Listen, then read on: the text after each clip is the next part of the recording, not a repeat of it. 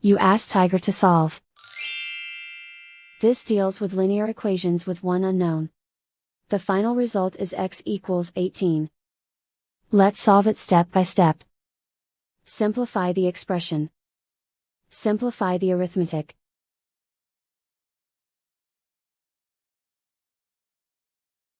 Isolate the x.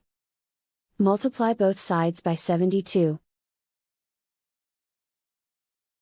Group like terms.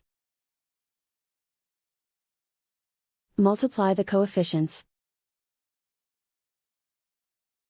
Simplify the fraction.